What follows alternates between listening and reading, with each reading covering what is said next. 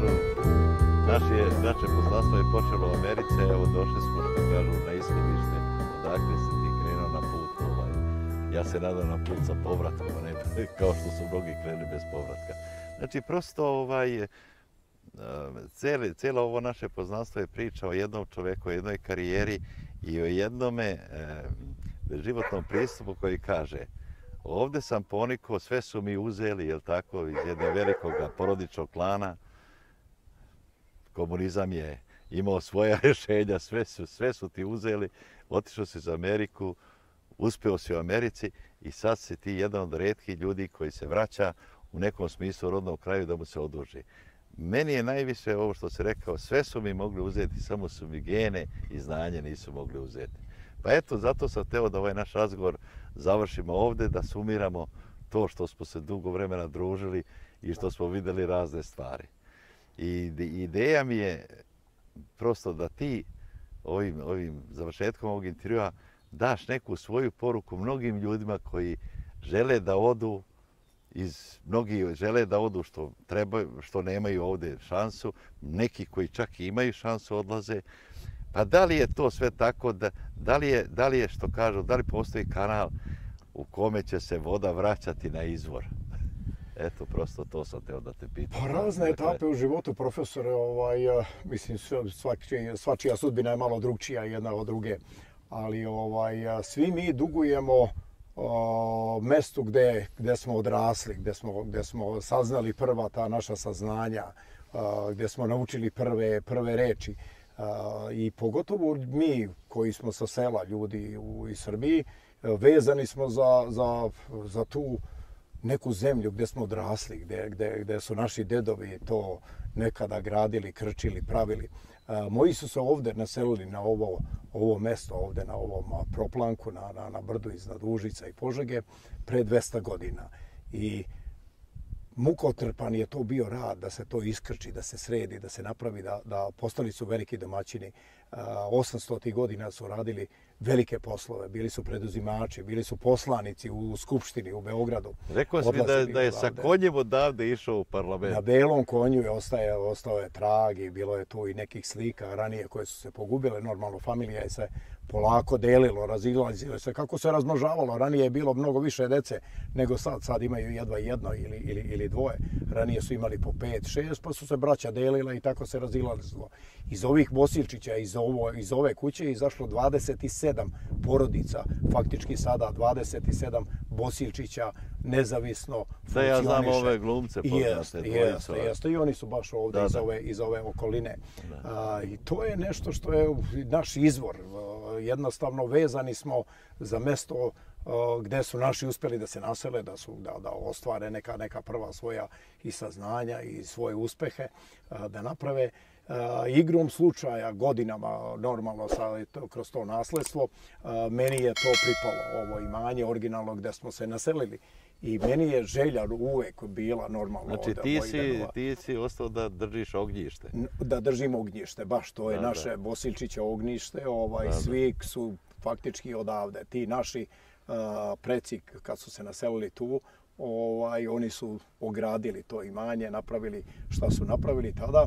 I meni je jednostavno bila uvek ideja da to nešto ozvaničim, da se napravi neka građevina, nešto da bude kao spomenik legacy, što bi naši tamo moji Amerikanci rekli. Moji novi domaćini. Jeste, moji novi domaćini, što bi rekli, da se to nešto ostane iza nas. Ovo je moje sve dole do potoka i ova druga strana, ove šume su moje, tako da ću ja to da krčim i dalje, da sečemo. Da krčiš i da i ostaviš nešto su... Ovo je imitacija puškarnica. Da, pa jasno, vidim ja šta je ovo, je odavno spremno. Tu je 10 tona bakra stavljeno na krov. A bakar je uvijek? Da. 1600 tona granita. Koliko je ovdje? I 10 tona bakra. Pa nisam brojio. Pitaj Boga. Da. Šta da se radi. Ima tu još možda 1.000.000 evra da se stavi unutra i da se to završi kompletno. Da se završi. Ali će biti velika vrednost. Meni je najveća vrednost zato što... Da, pa prosto ovo je spomenik. Da. Što kažu i precima I potomci. Da. To je spomen. Da, da. To nije, ne trpi test rentabilnosti, funkcionalnosti, nego to je prosto...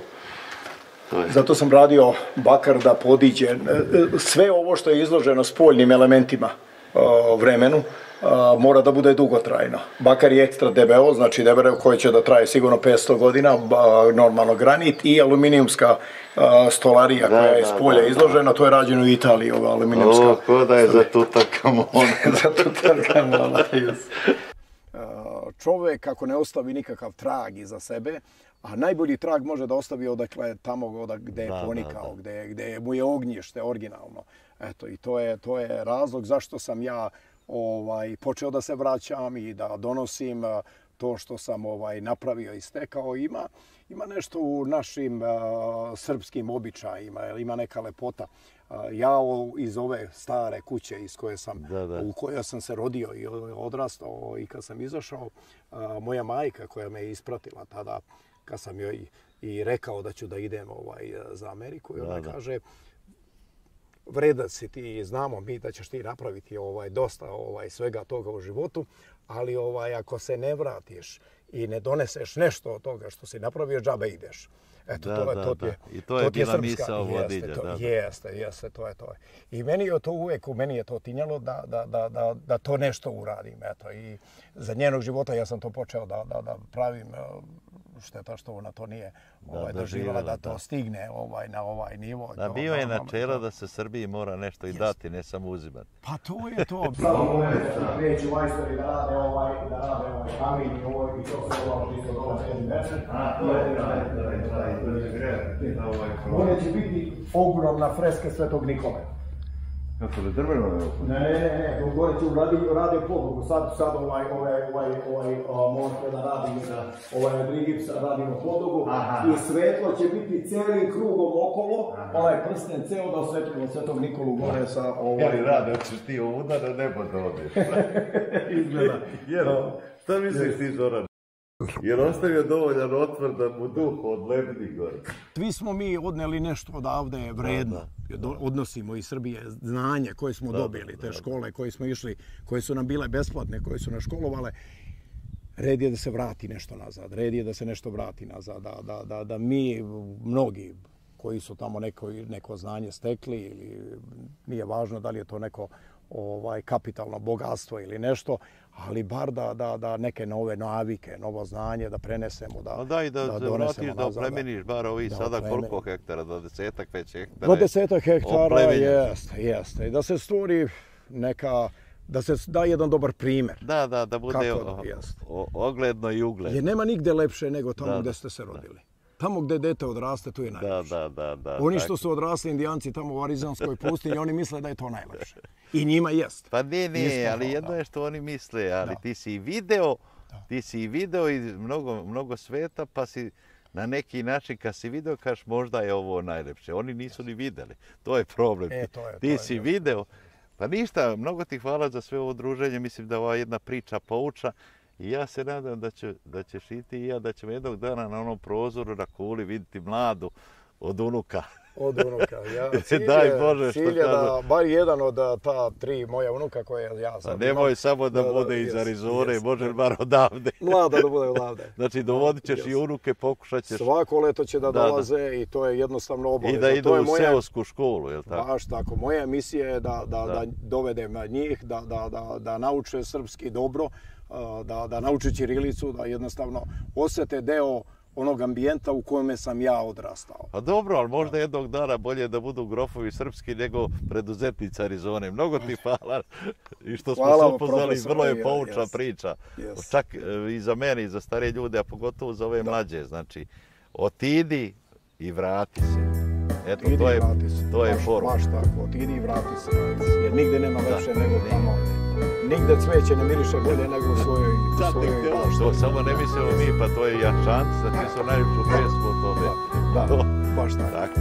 Hvala ti još jednom.